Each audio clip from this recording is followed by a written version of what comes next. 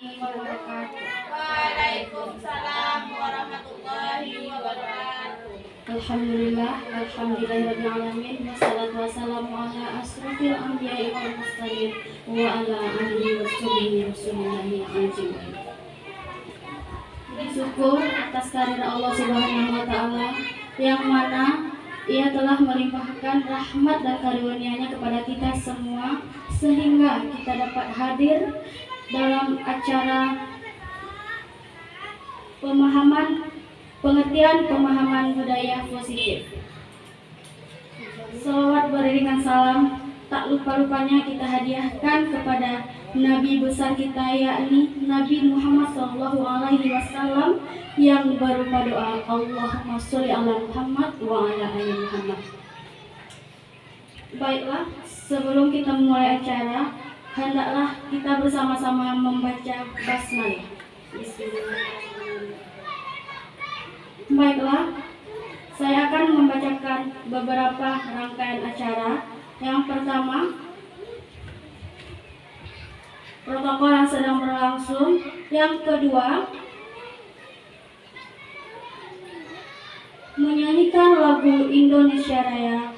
Yang ketiga, kata sambutan dari kepala sekolah. Yang keempat, acara inti. Yang kelima, sesi tanya jawab. Dan yang keenam, penutup. Baiklah,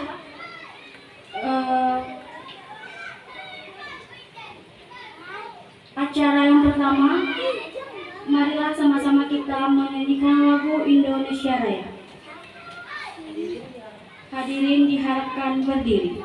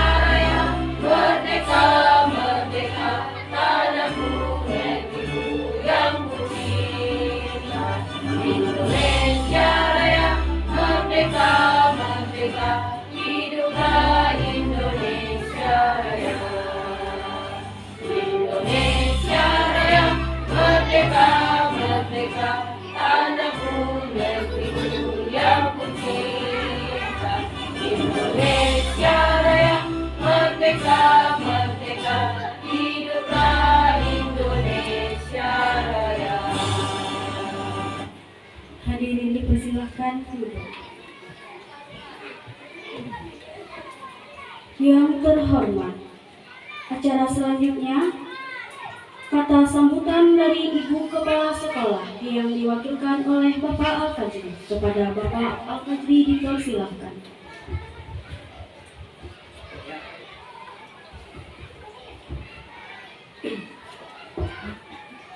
Assalamualaikum warahmatullahi warahmatullahi wabarakatuh. Waalaikumsalam warahmatullahi wabarakatuh.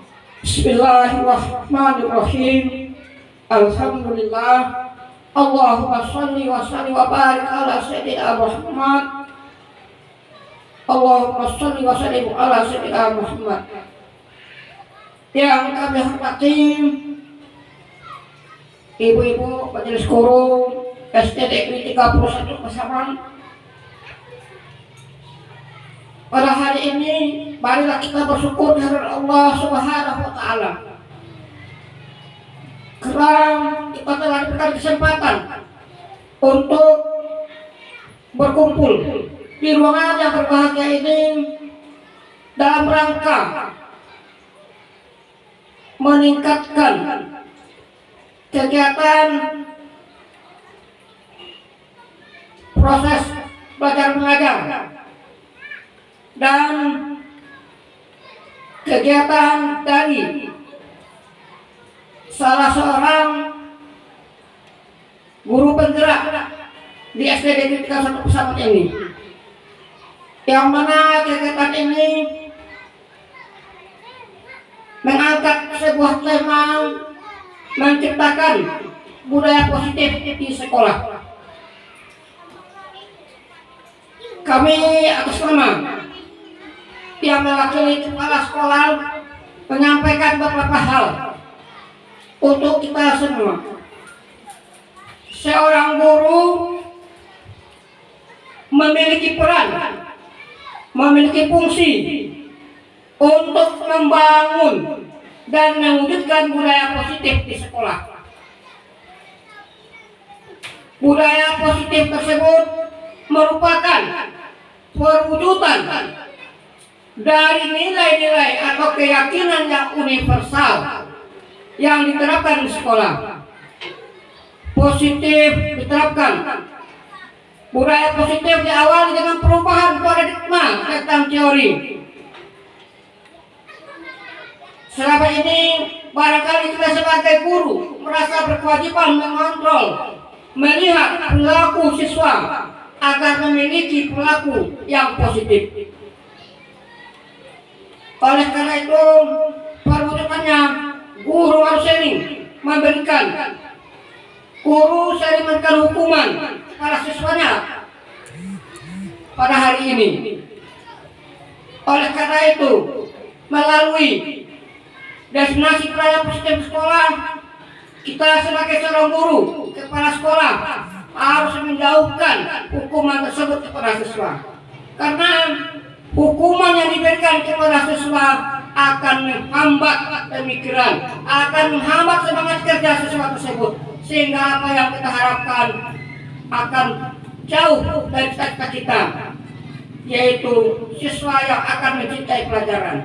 Seorang guru kalau sering marah, sering menzalimi, sering menghukum siswa, pemikiran siswa tersebut tidak akan berkembang dan dia akan merasa takut untuk belajar bersama kita. Oleh karena itu, melalui kegiatan pada hari ini akan disampaikan oleh materi ini akan disampaikan oleh Ibu Afidayeni Susanti. Mudah-mudahan dengan apa yang disampaikan beliau nanti kita akan bisa berubah untuk masa mendatang, menjadikan sekolah yang memiliki budaya positif yang hebat. Dan demikianlah yang dapat kami sampaikan sebagai wakil kepala sekolah. Mohon maaf. Assalamualaikum warahmatullahi wabarakatuh.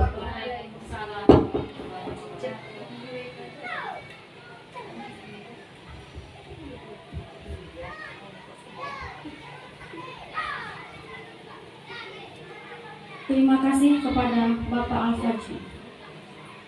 Yang terhormat, acara selanjutnya yaitu acara inti yang akan disampaikan oleh Ibu Afidayeni Susanti. Kepada Ibu Afidayeni Susanti dipersilahkan. Bismillahirrahmanirrahim. Apa kabar teman-teman semuanya?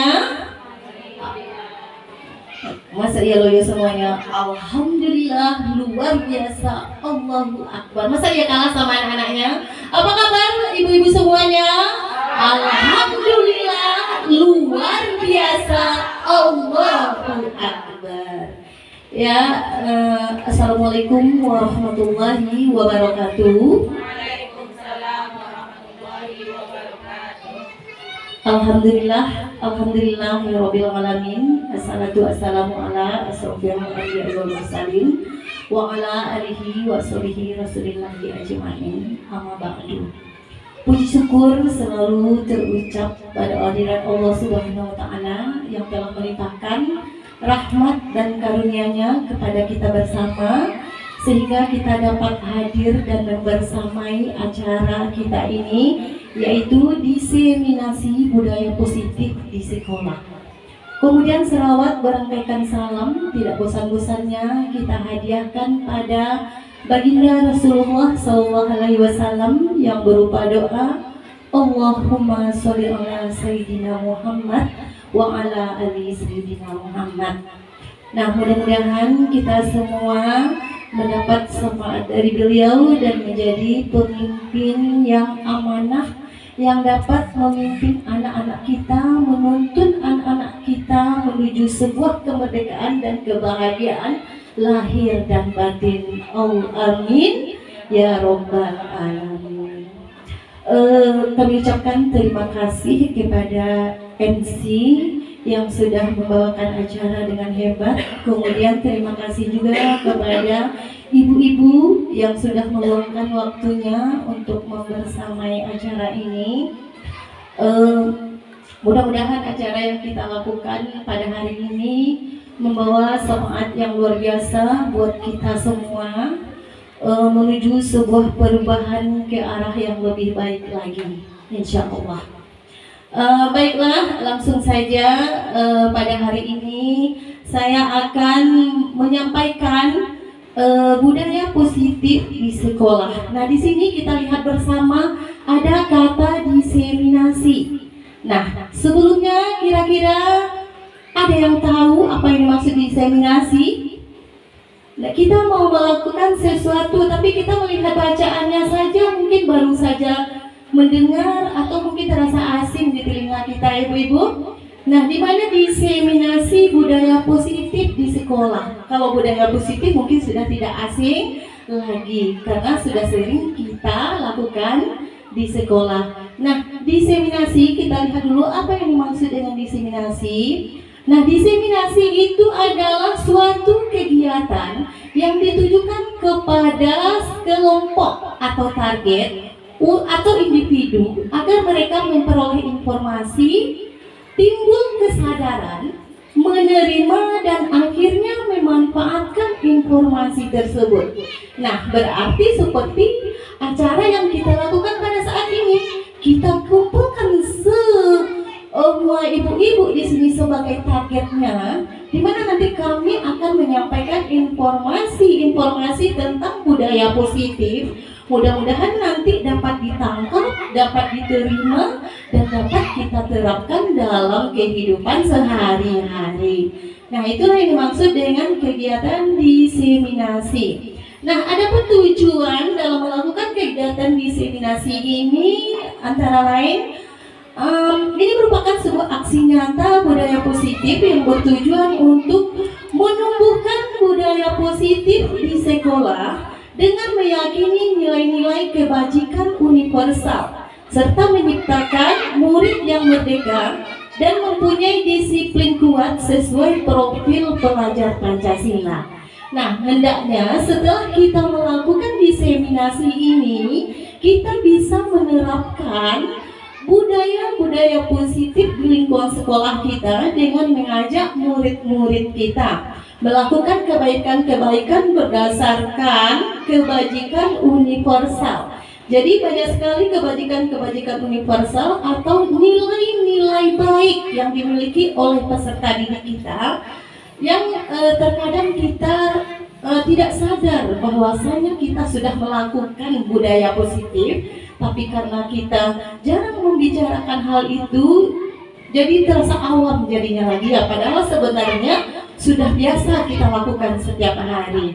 Nah, di sini kita lihat kembali budaya positif di sekolah. Nah, nilai-nilai atau keyakinan-keyakinan dan kebiasaan-kebiasaan di sekolah yang berpihak pada peserta didik.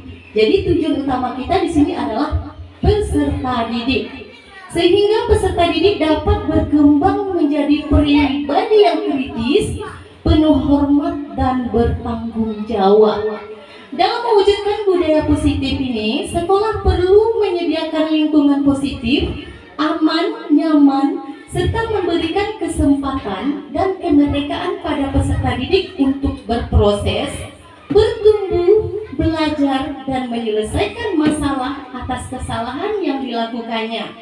Pengembangan budaya positif dapat menumbuhkan motivasi intrinsik dalam diri peserta didik untuk menjadi pribadi yang bertanggung jawab dan berbudi pekerti luhur atau berakhlak mulia.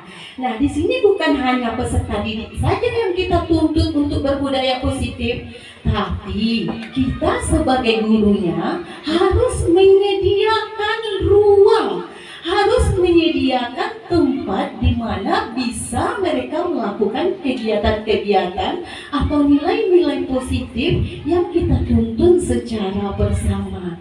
Jadi di sini harus kita gurunya yang lebih dulu tahu apa sih sebenarnya budaya positif itu. Nah, budaya positif ini adalah lahir dari disiplin positif.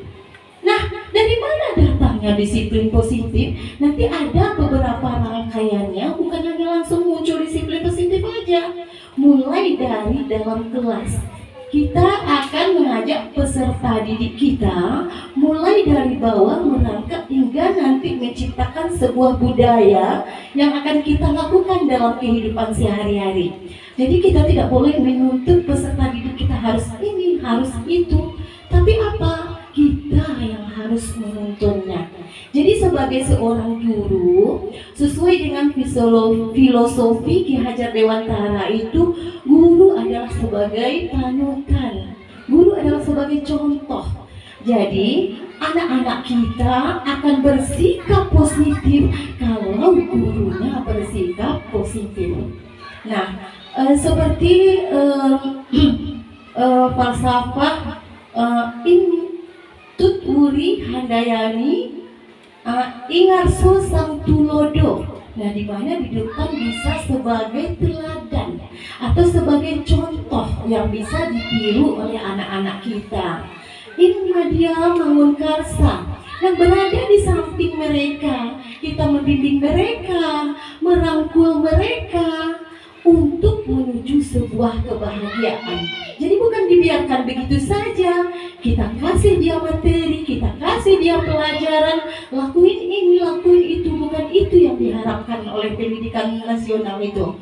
Tapi bagaimana kita membentuk pribadi peserta didik itu sehingga nanti mencerminkan profil pelajar Pancasila. Masih ingat ibu-ibu profil pelajar Pancasila? Supaya tetap ingat dan tidak akan terlupakan, kita nyanyi sedikit dulu ya, soalnya agak grogi juga. 1, 2, 3. Pelajar Pancasila beriman dan bertakwa pada Tuhan Yang Esa dan berakhlak mulia, berkebinekaan global, gotong royong mandiri, kreatif dan bernalar kritis. Nah, itulah sebenarnya tujuan kita melakukan pendidikan. Bukan anak yang hebat matematika, bukan anak yang hebat IPA, bukan anak, karena semua anak itu adalah istimewa. Jadi kita ingin ciptakan peserta didik itu yang punya 6 dimensi tadi, yang disebut dengan profil pelajar Pancasila. Kembali kita lihat dalam budaya positif itu ada beberapa rangkaian yang tercakup dalam budaya positif itu. Apa saja? Yang pertama ada perubahan paradigma stimulus respon. Yang kedua, konsep disiplin. Yang ketiga, keyakinan kelas. 4, memenuhan 5 kebutuhan dasar manusia. 5 posisi kontrol, dan segitiga restitusi. Nah, di sini kita akan membahas ke-6 ini secara mendetail. Kita lihat satu persatu. Yang pertama, perubahan paradigma stimulus respon. Nah, di sini berhubungan dengan cara pikir atau pola pikir kita.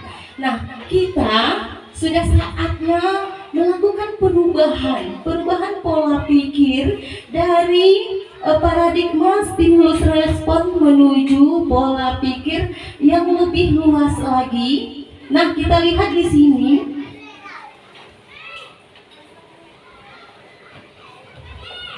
Perubahan paradigma stimulus respon itu seperti apa?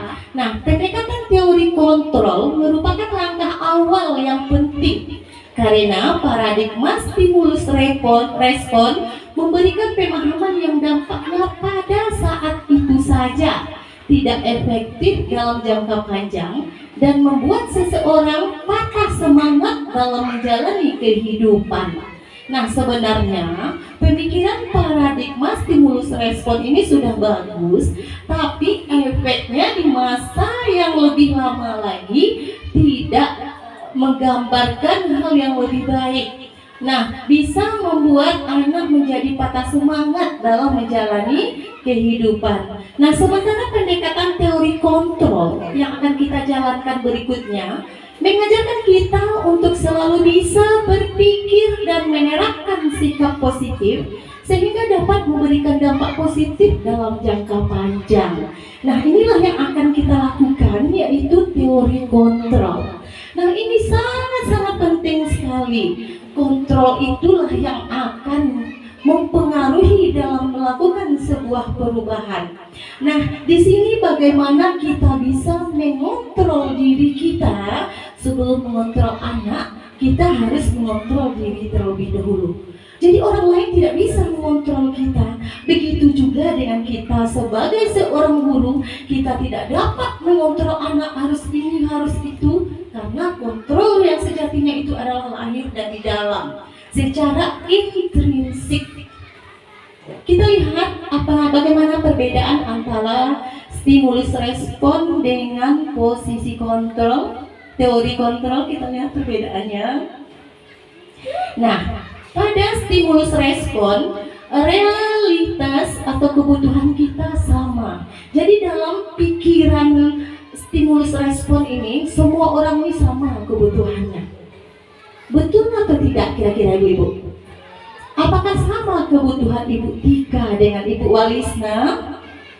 Meskipun sama-sama seorang guru, mereka tidak punya kesamaan dalam kebutuhan, tapi dalam teori stimulus respon, pandangannya semua guru itu sama kebutuhannya. Sementara pada teori kontrol ini, realitasnya atau kebutuhan kita berbeda. Meskipun misalnya Bu Yeni guru, Bu Tika guru, misalnya sama-sama guru kelas 1, belum tentu kebutuhan kami sama. Jadi kita, masing-masing kita itu punya kebutuhan yang berbeda. Itu perbedaan pandangan antara stimulus respon dengan teori kontrol. Kemudian yang kedua, dalam stimulus respon itu semua orang melihat hal yang sama. Jadi anak-anak ini sama saja dipandang semuanya. Nah, sementara pada teori kontrol itu setiap orang memiliki gambaran berbeda. Dan makanya setiap peserta didik itu punya keunikan masing-masing. Jadi tidak berhak kita mencap seorang anak itu bodoh, seorang anak itu tidak pandai, tidak pintar, karena keunikan ada di masing-masing anak itu. Bisa jadi anak itu tidak pandai matematika, bisa jadi dia lebih hebat di bidang kesenian, karena itu sama-sama ilmu. Jadi itulah alasannya mengapa di sekolah itu tidak diadakan peringkingan benar-benar ibu-ibu semuanya.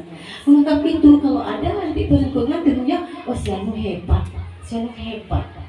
Bukan itu konsepnya. Konsepnya adalah semuanya hebat, semuanya luar biasa. Tergantung lagi bagaimana kita mengkondisikannya. Nah, kemudian yang ketiga, pada stimulus respon itu kita menjadi mengubah orang agar berpandangan sama dengan kita. Misalnya menurut saya ini adalah orang yang sudah pintar, sudah hebat, sudah tahu banyak hal. Saya ajar Ibu Desi Arisandi bersikap seperti saya, belajar ini, bisa seperti itu kira-kira? Tidak, kita tidak bisa mengharapkan orang lain itu sama dengan kita. Karena semua kita itu punya kelebihan dan punya kekurangan. Bisa jadi sama-sama hebat keduanya, tapi dalam segi hal yang berbeda. Misalnya saja Ibu agama kita siapa rasanya namanya? Sudah pikun nih maklum faktor Ibu Dila kan pintar mengaji. Bu Yeni belum tentu sanggup dalam bidang itu. Jadi kita tidak bisa mengharapkan seseorang itu sama dengan kita. Kita bisa datang jam 7, kita nggak harus paksakan orang bisa datang jam 7, bisa jadi nanti dia sempatnya 7:05. Yang penting tidak melanggar sesuai dengan kesepakatan yang kita buat. Jadi tidak harus sama ya. Kemudian pada teori kontrol, kita berusaha memahami pandangan orang lain tentang dunia. Jadi nggak harus sama ya. Meskipun kita menanggapi sesuatu benda yang sama, misalnya pandangan Bu Desi belum tentu sama terhadap benda yang sama dengan pandangan Bu Yeni, karena kita punya perspektif atau pola pikir yang berbeda. Jadi kita nggak usah marah, kita nggak usah emosi kalau seandainya orang tidak seide dengan kita. Mari saling menerima pandangan orang lain. Tidak perlu berdebat, karena perdebatan itu sangat diinginkan oleh setan gitu.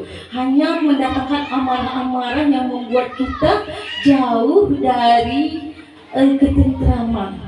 Jadi mari kita berusaha memahami pandangan orang lain meskipun berbeda dengan pandangan kita. Itu adalah sesuatu yang wajar. Nah, pada stimulus respon, perilaku buruk dilihat sebagai suatu kesalahan. Karena seseorang itu terkadang melakukan perilaku buruk itu belum tentu disengajanya. Terkadang ada sisi baiknya menurut mereka, tapi kadang kita sudah menilai kalau orang melakukan perilaku buruk, dia melakukan sebuah kesalahan. Itu adalah pemikiran stimulus respon. Sementara pada teori kontrol, semua perilaku memiliki tujuan. Orang tidak akan berbuat sesuatu kalau mereka tidak punya tujuan. Nah, jadi kita tidak boleh mencap perbuatan yang dilakukan oleh orang lain itu tidak baik. Karena orang melakukan sesuatu itu ada tujuannya. Terkadang kan kita tidak tahu, karena kita baru melihat begitu saja langsung ambil kesimpulan. Nah, untuk kedepannya, mari kita pikirkan terlebih dahulu, karena orang itu begitu, mungkin dia punya tujuan, sementara kita tidak tahu. Kemudian pada stimulus respon, orang bisa mengontrol saya. Nah, pada stimulus respon, misalnya seorang kepala bisa saja mengontrol saya supaya saya harus datang jam segini. Saya harus melakukan ini. Itu namanya kira-kira apa, Bu? Pemaksaan. Masuk pada pemaksaan atau otoriter. Sebenarnya tujuannya bagus, tapi kurang bagus terhadap pribadi seseorang. Iya, kalau jiwa raga kita bisa menerima. Iya, kalau kita bisa dilakukan biasa dengan kekerasan. Kalau seandainya tidak, tentunya punya rasa mendongkol di hati kita.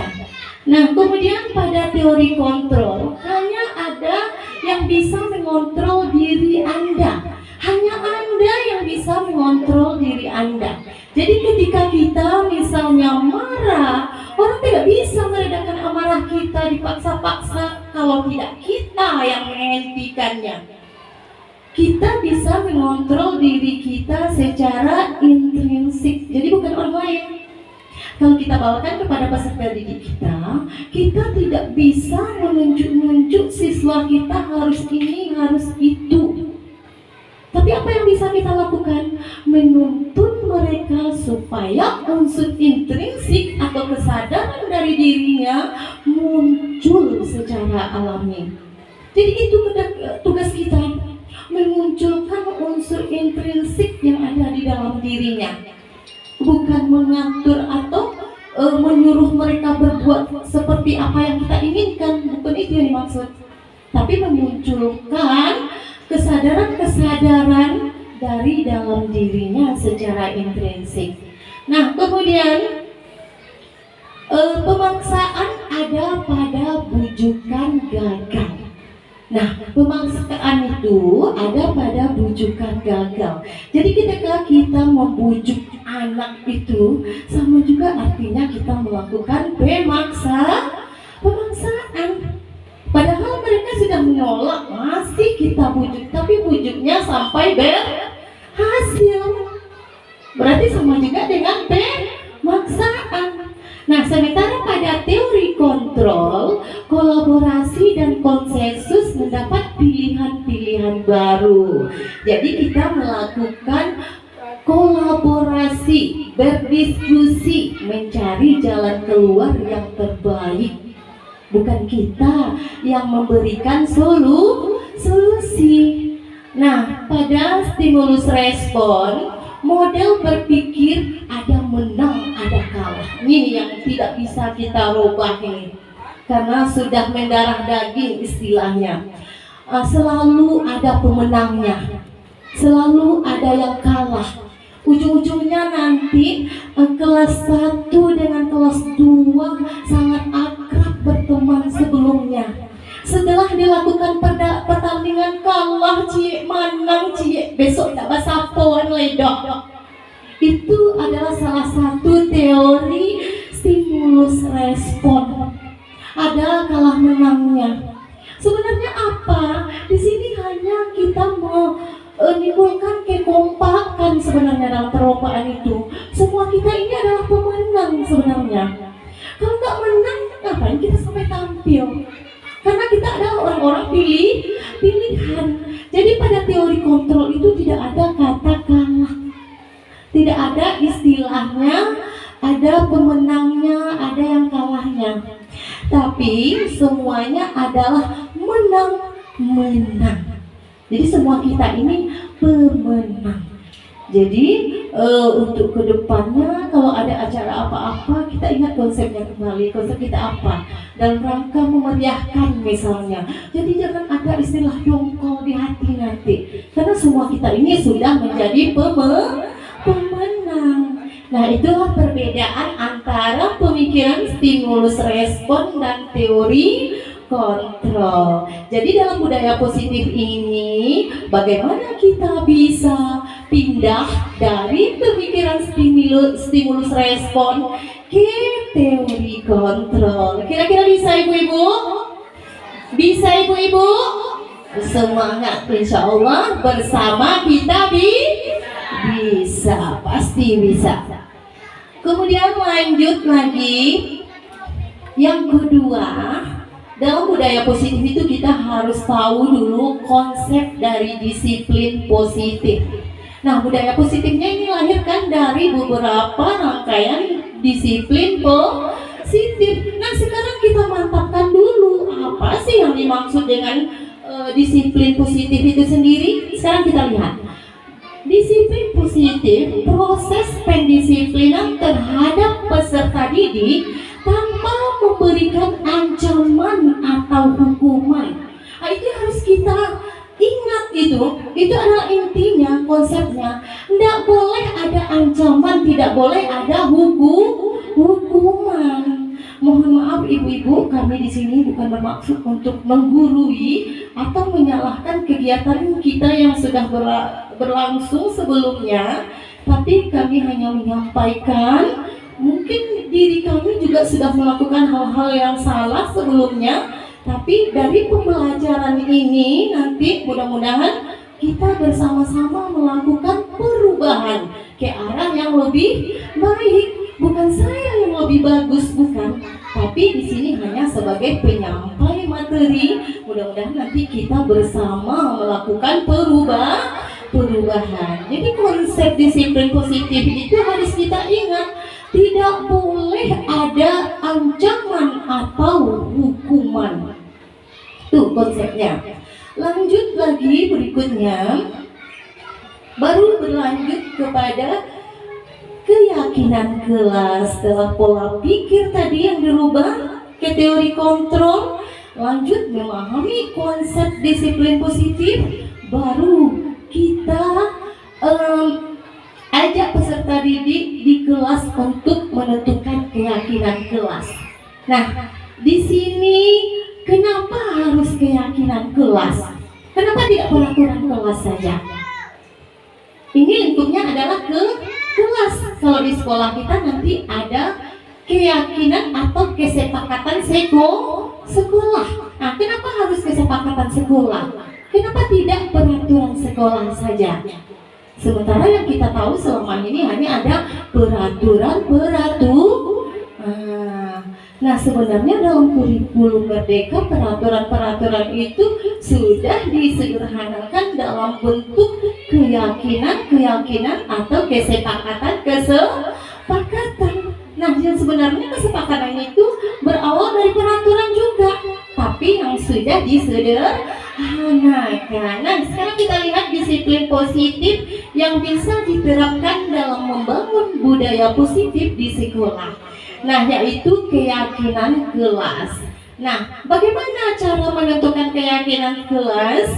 Tunggu dulu, ada yang belum terjawab tadi. Kenapa harus keyakinan kelas? Kenapa tidak peraturan kelas saja? Ada yang bisa jawab?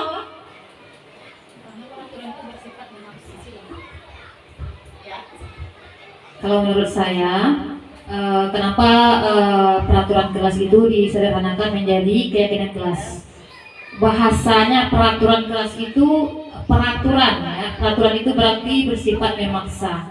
Kalau keyakinan kelas itu berarti sudah disepakati dan bisa kita laksanakan bersama-sama. Itu menurut saya. Luar biasa sekali, terima kasih Bu Olisna. Masih ada yang mau menambahkan? Lagi lanjut? Kita lanjut. Nah, kita lihat kembali kata Bu Olisna tadi, karena peraturan itu sifatnya memaksa. Ya, memang betul. Nah, kami tambahkan sedikit, kenapa keyakinan kelas? Kenapa tidak peraturan saja? Karena peraturan itu biasanya datangnya hanya dari satu pihak. Misalnya kalau peraturan kelas, biasanya siapa yang bikin itu, Bu Ibu? Ibu gurunya yang harus dipatuhi oleh anak-anak. Nah, sekarang udah nggak dipakai lagi peraturan kelas, tapi keyakinan kelas yang timbal balik, yang dibentuk secara berkolaborasi antara murid dan gurunya. Jadi nanti kalau seandainya masih terjadi pelanggaran-pelanggaran, itu ada memang ada juga sanksinya, tapi sudah diketahui oleh anak sebelumnya. Peraturan itu kan enggak. Peraturan dibuat oleh satu pihak saja, hanya guru atau pihak saja, sekolah saja yang membuat. Sementara murid nggak tahu kapan ya dibikin peraturan itu.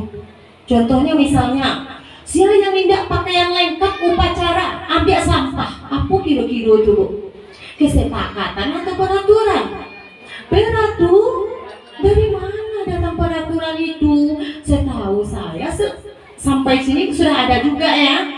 Nah, kalau di dalam kurikulum Merdeka atau di dalam pembelajaran kami ini seharusnya harus ada dulu kesepakatan antara guru dengan kepala sekolah. Jadi nanti kalau terjadi pelanggaran, apa konsekuensi yang sudah disepakati. Jadi nggak perlu ada hukuman. Dia memang berbentuk hukuman juga, tetapi yang sudah disepakati, nggak mendadak. Misalnya melakukan kesalahan, lakukan ini. Itu secara dadakan, itu termasuk hukuman. Nah, kemudian apa saja langkah-langkah dalam membuat keyakinan kelas itu? Yang pertama, menggali peraturan-peraturan yang perlu disepakati. Kita berdiskusi di dalam kelas dengan peserta didik, kemudian kita gali apa saja peraturan-peraturan yang ingin kita buat di dalam kelas.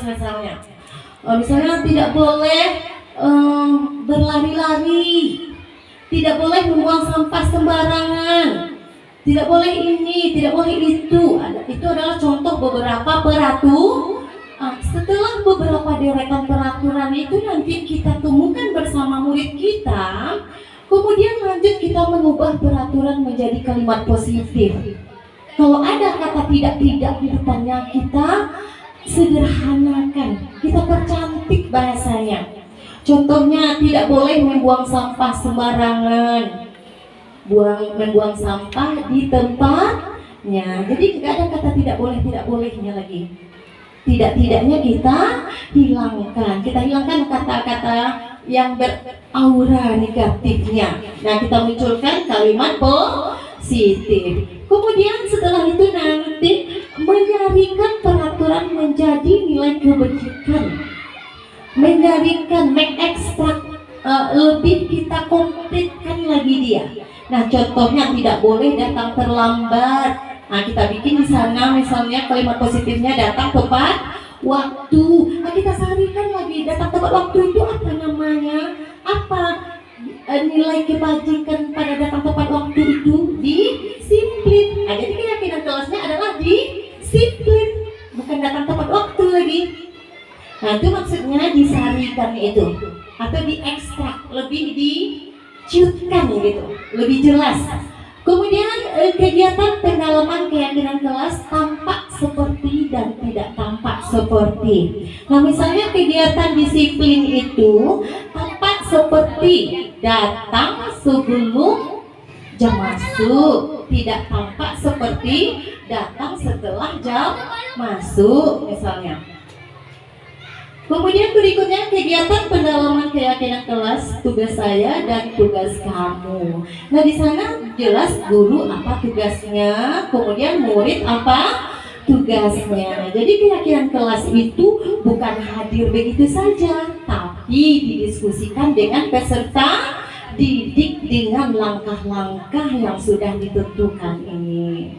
Nah, ketika sudah ada keyakinan kelas, itulah nanti yang akan kita jadikan patokan untuk melakukan kegiatan selanjutnya.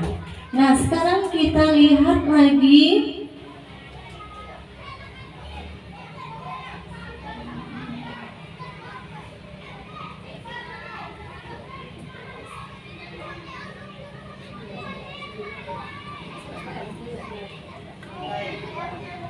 Nah, dalam budaya positif, tadi yang pertama jadi perubahan pemikiran, konsep disiplin positif, keyakinan kelas. Yang keempat berarti pemenuhan 5 kebutuhan dasar manusia.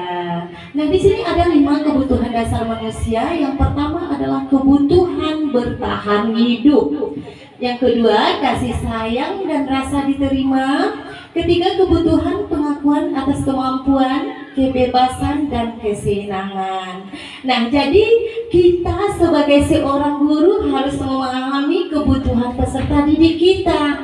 Kalau seandainya ada salah satu dari 5 kebutuhan ini yang tidak dipenuhi, nah itulah nanti akan memancing masalah. Misalnya kebutuhan bertahan hidup itu berhubungan dengan makanan. Nah, misalnya anak-anak kita kan ada juga tuh semua teman-temannya bawa nasi. Misalnya ada satu orang temannya yang nggak bawa nasi, suka ngambil makanan temannya atau iseng-iseng terhadap temannya gitu. Nah, kita harus tahu kenapa anak-anak itu melakukan hal tersebut. Bisa jadi nanti kebutuhan bertahan hidupnya tidak terpenuhi. Mungkin bisa saja dia tidak sarapan di rumah karena tidak tahan lapar, dia ambil punya temannya. Atau secara diam-diam dia ambil makanan yang bukan mereka yang punya gitu, punya orang lain. Nah, itu karena kebutuhannya tidak terpenuhi. Itu makanya guru harus memahami bagaimana keadaan peserta didik. Kemudian kasih sayang dan rasa diterima. Jadi anak-anak kita kadang sering yang salah tingkah, yang banyak kelakuannya, mencari perhatian atau sering kita bilang MPO. Nah, bisa jadi di rumah kasih sayang dan rasa diterimanya itu kurang didapat. mungkin saja orang tuanya sibuk, jadi mereka kurang diperhatikan oleh orang tua misalnya. Jadi mereka cari perhatian di sekolah.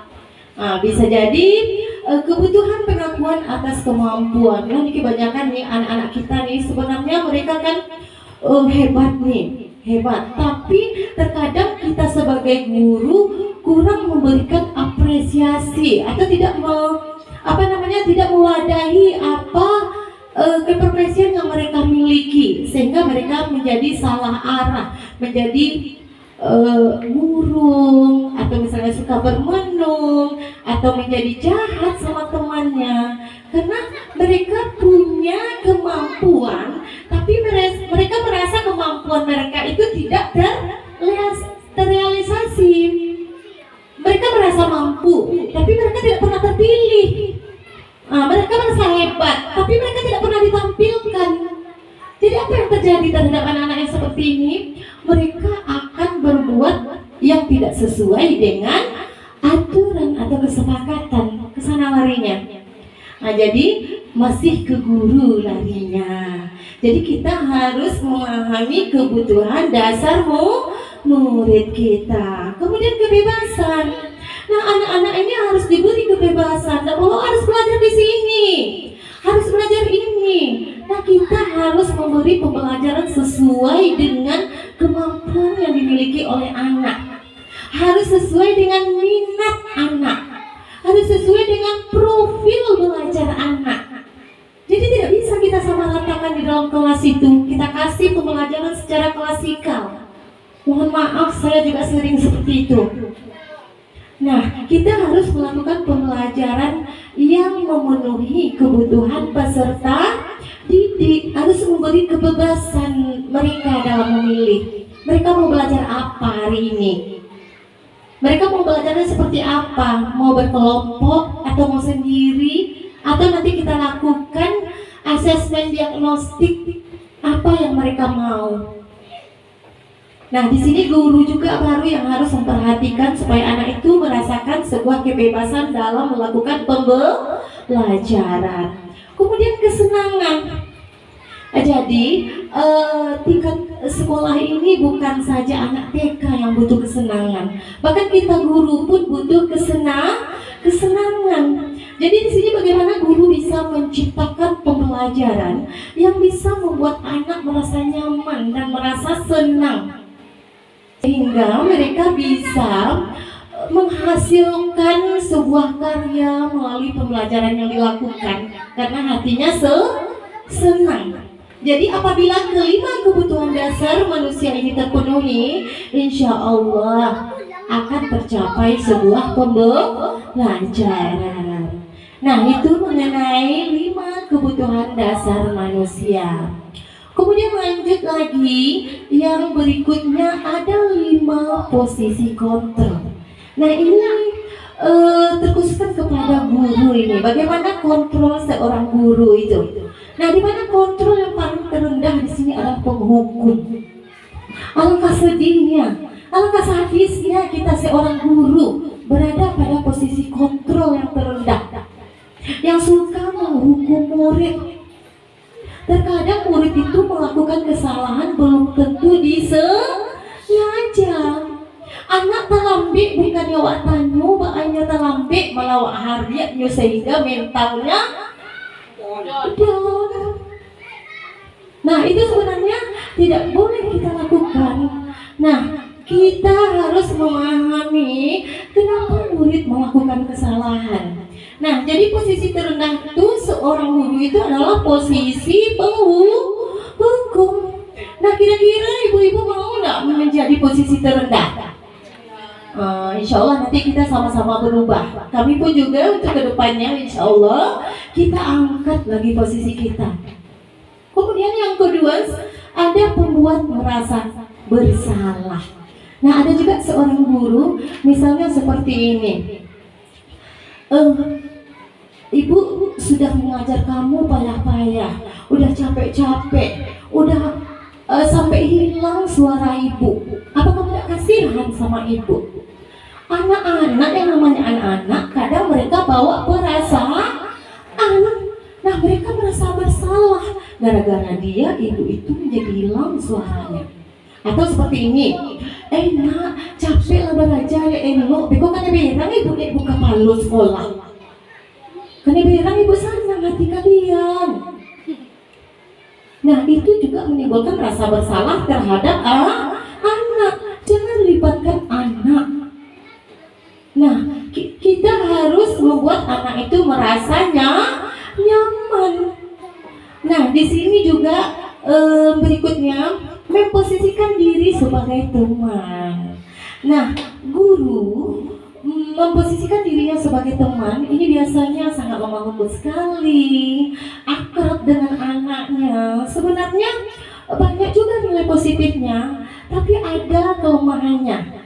Misalnya Bu Yeni dengan anak-anaknya kelas 1 semuanya berteman, dekat, apapun yang dibilang oleh Bu Yeni dilakukannya. Tapi ketika Bu Yeni tidak hadir, apakah mereka berlaku sama dengan guru yang lain? Masuk Bu Desi ke kelas 1, apakah sama perilakunya? Nah, itu kelemahannya. Jadi anak-anak ini hanya berlaku baik pada guru tertentu. Kelemahan posisi menganggap murid sebagai teman. Nah, kita sebagai guru harus bisa kapan saatnya berada pada posisi kontrol, menjadikan murid sebagai teman, kapan sebagai manajer. Posisi terbaiknya itu adalah sebagai manajer. Lanjut berikutnya pemantau. Nah, ini gurunya diam-diam aja, santai-santai aja, nampak anak terlambat dilihat aja. Nah, nanti kenapa kamu terlambat? Dikasih alasan. Kamu tahu nggak kenapa kalau terlambat itu apa itunya? Tadi namanya kalau berdasarkan kesepakatan? Apa sanksinya? Apa konsekuensinya? Tahu Bu? Nah, nanti anak melakukan konsekuensi atas keterlambatannya juga dipantau oleh gurunya. Jadi dia memantau aja. Itu sebagai pemantau. Nah, pemantau ini melakukan tugas berdasarkan peraturan atau kesepakatan yang sudah ada. Jadi dia tegas, tidak marah, tidak lemah lembut, netral. Tuh, posisi pemantau. Ini posisi kedua, nomor 2. Posisi yang bagus nomor 2 gitu. Berikutnya posisi yang paling bagus itu adalah posisi manajer. Nah, di sini yang dituntut bagaimana seorang guru itu bisa memposisikan dirinya sebagai seorang manajer di sekolah, memanage peserta didiknya, menyelesaikan masalahnya dengan jalan restitusi. Nah, nanti lanjut kita berikutnya.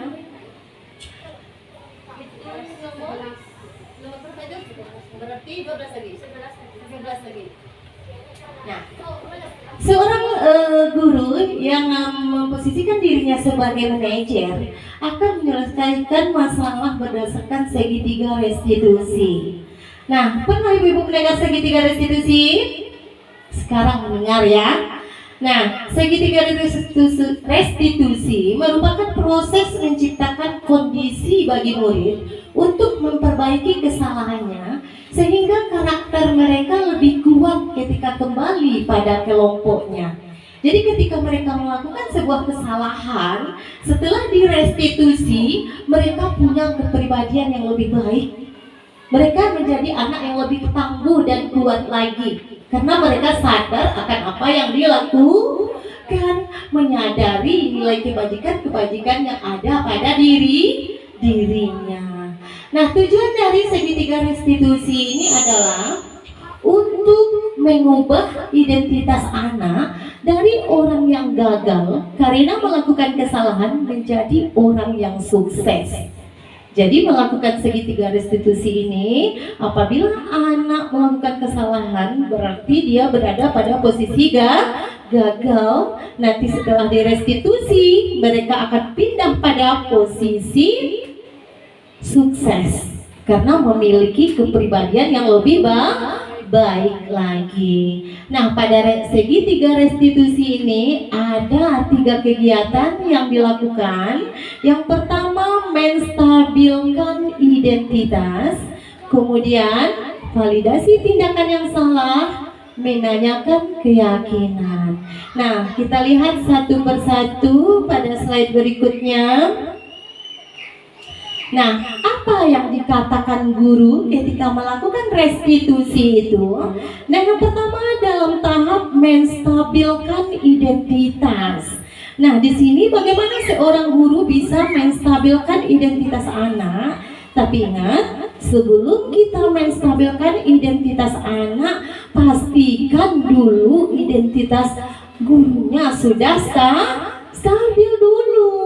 Jadi tidak ada emosi di sana. Menanya anak itu tidak ada marah.